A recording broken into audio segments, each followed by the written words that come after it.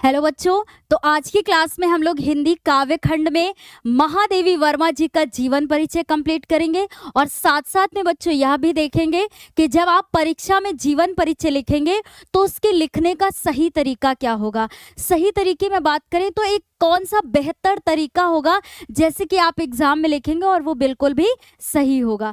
तो आज की क्लास में हम लोग इनका जीवन परिचय देखने के साथ साथ में महादेवी वर्मा जी का ये भी देखेंगे कि इनके महत्वपूर्ण रचनाएं कौन कौन सी हैं, कैसे इनसे बहुविकल्पी प्रश्न भी बन सकता है, तो इसे भी देखेंगे आज की क्लास में। तो चलिए अपनी क्लास को स्टार्ट करते हैं और सबसे पहले देखते हैं कि कौन कौन से तरीके हैं जैसे कि हम लोग एग्जाम में लिखेंगे तो वो बेहतर होगा। तो अपनी क्लास को स्टार्ट करते हैं और सबसे पहले बच्चों हम लोग इसका संक्षिप्त रूप देखेंगे, फिर उसके बाद विस्तार से देखेंगे महादेवी जी का जीवन परिचय।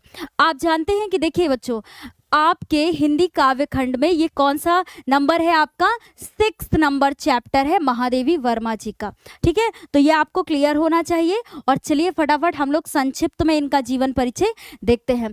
तो सबसे पहले जब अपना मुख्य बिंदु आप लिखेंगे तो क्या लिखेंगे, इनका नाम। अब किसका जीवन परिचय कर रहे हैं बच्चों, महादेवी वर्मा जी का। तो सबसे पहले आप इनका नाम लिखेंगे, फिर उसके बाद जो अगला हमारा मुख्य बिंदु होगा बच्चों वो क्या होगा कि इनका जन्म कब हुआ था, कौन से सन में इनका जन्म हुआ था। तो क्या है बच्चों, 24 मार्च सन 1907 ईस्वी में इनका जन्म हुआ था। तो अभी दो ऐसे ही हम लोग ये तरीके देखेंगे कि एक एक बिंदु को ध्यान से देखेंगे। आप लोग बस समझते चलिएगा बच्चों और एक जगह कहीं पे इसे नोट कर लीजिएगा। और आपको बता दें कि ये बहुत ही ज़्यादा महत्वपूर्ण है जीवन परिचय, है ना। महादेवी जी का जीवन परिचय जो है बहुत ही ज़्यादा महत्वपूर्ण है।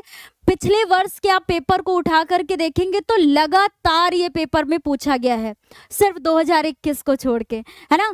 तो उसको छोड़ करके क्योंकि पेपर ही नहीं हुआ था, वरना ये लगातार महादेवी जी का जीवन परिचय पूछा गया है और आपको भी ये क्लियर है कि ये कितना ज़्यादा महत्वपूर्ण है। ठीक है, अब अगला जो पॉइंट है बच्चों वो क्या है, जन्म स्थान, कि मतलब जहां पर इनका जन्म हुआ था वो स्थान कौन सा था।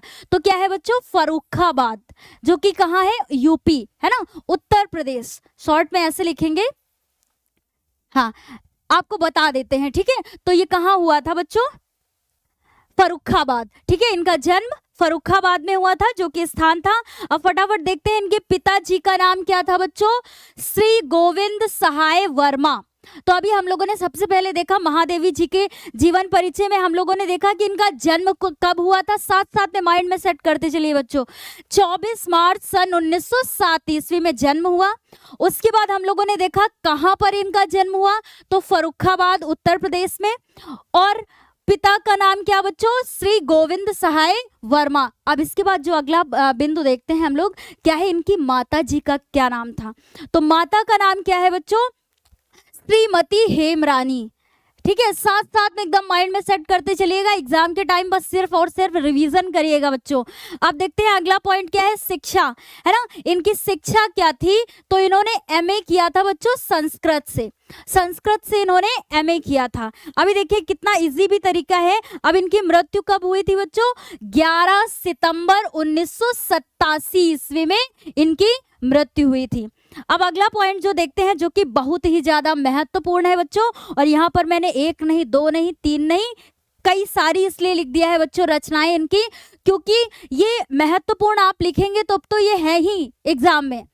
और सबसे अच्छी बात यह है बच्चों कि अगर एक बार आप इनकी रचनाएं जो मेन है, महत्वपूर्ण है, उनको अपने माइंड में सेट कर लेंगे तो यहीं से बहुविकल्पी प्रश्न बनता जरूर है आपके एग्जाम में। कि मान लिया कि दीप शिखा रचना की रचयिता कौन है, ऐसे करके आ गया, तो क्या होगा बच्चों, महादेवी वर्मा जी। कैसे देखते हैं, जो इनकी प्रमुख रचनाएं हैं इनमें क्या क्या है, देखिए सुनिएगा ध्यान से। निहार, रश्मि, नीरजा, सांध्य गीत, और जितनी भी लिखी है बच्चों सारी इंपॉर्टेंट है। ठीक है, दीप शिखा, अतीत के चलचित्र, है ना, ये चलचित्र इधर लिखा है, इसका थोड़ा सा पार्ट चलचित्र एक में होना चाहिए था। ठीक है बच्चों, हाँ।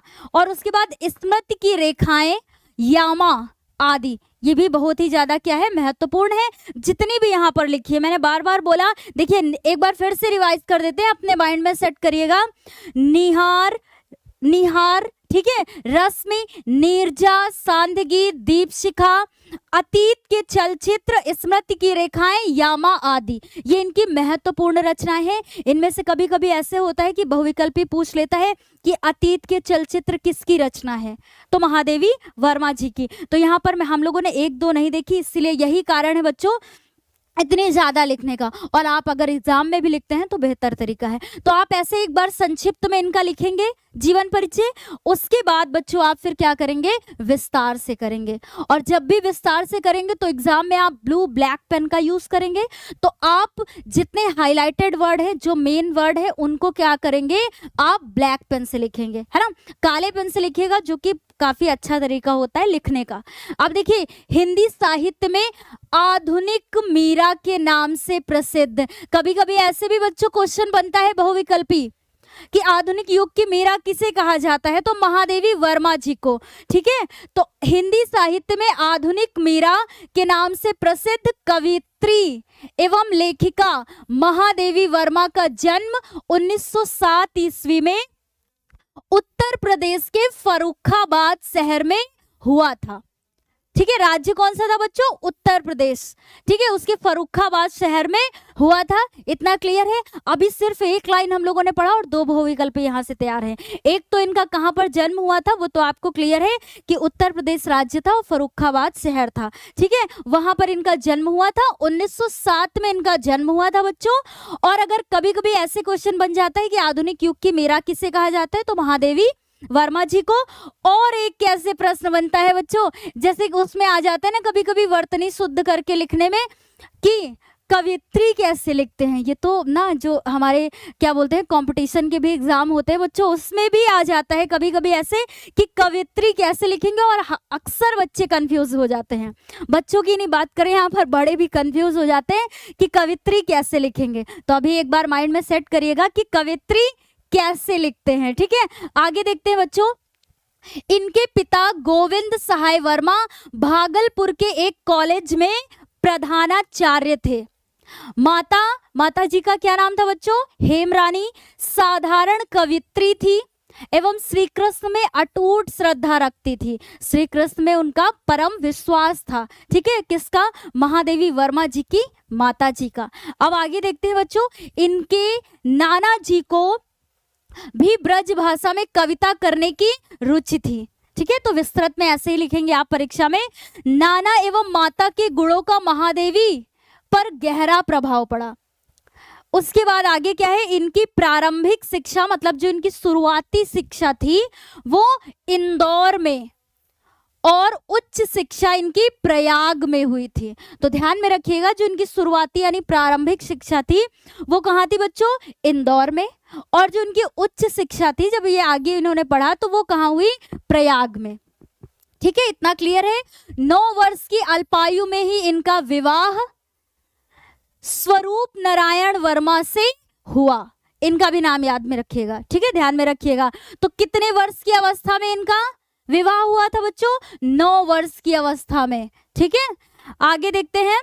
किंतु इन्हीं दिनों इनकी माता का स्वर्गवास हो गया जब इनका विवाह हुआ। ये 9 वर्ष की अवस्था में थी, है ना। ऐसी विकट स्थिति में भी इन्होंने अपना अध्ययन जारी रखा, मतलब पढ़ाई को नहीं छोड़ा। अत्यधिक परिश्रम के फलस्वरूप इन्होंने मैट्रिक से लेकर एमए तक की, मैट्रिक जानते हैं ना बच्चों, हाई स्कूल, मैट्रिक से लेकर एमए तक की परीक्षाएं प्रथम श्रेणी में ही उत्तीर्ण की। सोचिए, ऐसी स्थिति होने के बावजूद भी, है ना, कि 9 वर्ष की अवस्था में 9 वर्ष की जब ये होती हैं तभी इनका विवाह होता है, और साथ साथ में उसी स्थिति में इनकी माताजी का देहांत हो जाता है। आगे देखते हैं बच्चों। हाँ, क्या है, वर्ष 1933 में इन्होंने प्रयाग महिला विद्यापीठ में प्रधानाचार्य पद को सुशोभित किया, मतलब ये प्रधानाचार्य रही। सॉरी, ठीक है, मैंने प्रधानाचार्य बोला, बल्कि क्या है बच्चों, ये प्रधानाचार्य रही। ठीक है, तो अभी इतना क्लियर है। देखिए, उन्होंने लड़कियों की शिक्षा के लिए काफी प्रयास किया, नारी शिक्षा के मतलब नारी शिक्षा पर इन्होंने बल दिया। साथ ही नारी की स्वतंत्रता के लिए ये सदैव संघर्ष करती रही। सन 1982 में, ठीक है, 82 में महादेवी वर्मा जी को उनके काव्य ग्रंथ यामा पर ज्ञानपीठ पुरस्कार प्राप्त हुआ। तो ये भी ये लाइन ध्यान में रखिएगा और ये महत्वपूर्ण है, बहुविकल्पी बनता है यहाँ से। ठीक है बच्चों, तो यामा पर इन्हें ज्ञानपीठ पुरस्कार प्राप्त हुआ था, ये भी हाईलाइटेड होना चाहिए था, ज्ञानपीठ पुरस्कार। लेकिन आप यहाँ पर समझिएगा, इनका देहावसान मतलब इनका देहांत कब हुआ बच्चों? 11 सितंबर सन 1987 को इनका देहांत हुआ। तो यहाँ पर कोई भी डाउट नहीं है बच्चों। ठीक है, अब आगे देखते हैं इनकी रचनाएं आप परीक्षा में एक लिखेंगे, लेकिन यहाँ पर कई लिखने का कारण मैंने आपको बताया कि अगर इतनी सारी लिखी हैं आपके माइंड में भी सेट होंगी, आप इन्हें एक बार पढ़ेंगे तो इससे आपको सहायता मिलेगी बच्चों। कब, कहाँ, कैसे? क्योंकि जब परीक्षा में आपके बहुविकल्पी प्रश्न बन के आता है तो वहाँ आपको सहायता मिलेगी कि हाँ मैम की क्लास में ऐसे पढ़ा था और इन्होंने रचनाएं एक नहीं दो नहीं बल्कि थोड़ा सा अधिक ही बताई थी जो महत्वपूर्ण थी, है ना। तो इससे आपके माइंड में सेट होगा और आप बहुविकल्पी प्रश्न कर पाएंगे जैसे कि बनता है एग्जाम में आपके। अब आगे देखते हैं। हाँ, तो अभी वही बच्चे रचनाएं निहार, रश्मि, नीरजा, सांध्य गीत, दीप शिखा, अतीत के चलचित्र, स्मृति की रेखाएं, यामा, पथ के साथी आदि। अब एक साथ में मैंने ये सारी पढ़ी और जितनी भी यहाँ लिखी है सारी महत्वपूर्ण है बच्चों। अभी जब हम लोग एग्जाम के टाइम रिवीजन करेंगे सारे बहुविकल्पी प्रश्न बनाएंगे यहाँ से और आप लोग के साथ में ही प्रैक्टिस करेंगे। ठीक है, तो तैयार रहिएगा। आज की अच्छा इस जीवन परिचय जो हम लोगों ने महादेवी वर्मा जी का जीवन परिचय देखा, इसमें आपको कोई भी समस्या नहीं है बच्चों। सिर्फ और सिर्फ ऐसा ही तरीका अपनाइएगा अपनी परीक्षा में लिखने का कि संक्षिप्त में लिखिएगा, उसके बाद विस्तार से लिखिएगा और जितने भी मेन पॉइंट होंगे उनको ब्लैक पेन से लिखिएगा। ब्लैक और ब्लू पेन का यूज करेंगे आप तो बहुत ही ज्यादा बेहतर तरीका, जो कि एग्जाम में करते ही है बच्चों ब्लैक ब्लू पेन का यूज। लेकिन जितने भी आप हाईलाइटेड वर्ड लिखेंगे उनको ब्लैक पेन से लिखिएगा, बहुत अच्छा तरीका होगा। ठीक है बच्चों, तो आज की क्लास में आपको कोई भी समस्या नहीं होगी। जीवन परिचय में महादेवी वर्मा जी का एक बार और बता दें बच्चों आपको कि ये मोस्ट इंपॉर्टेंट जीवन परिचय था।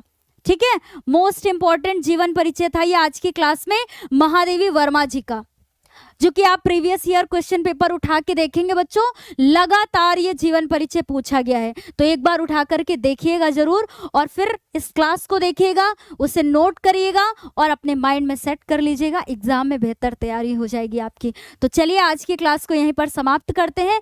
मिलते हैं अगली क्लास में महादेवी वर्मा जी के द्वारा जो शीर्षक लिखे गए हैं आपकी बुक में, उनके महत्वपूर्ण काव्य खंड हम लोग पढ़ रहे हैं तो उसमें पद्यांशों के साथ में मिलेंगे, है ना। उसमें तो हमें पद्यांश करना होता है। तो चलिए आज की क्लास को यहीं पर समाप्त करते हैं। Bye bye, take care, thank you.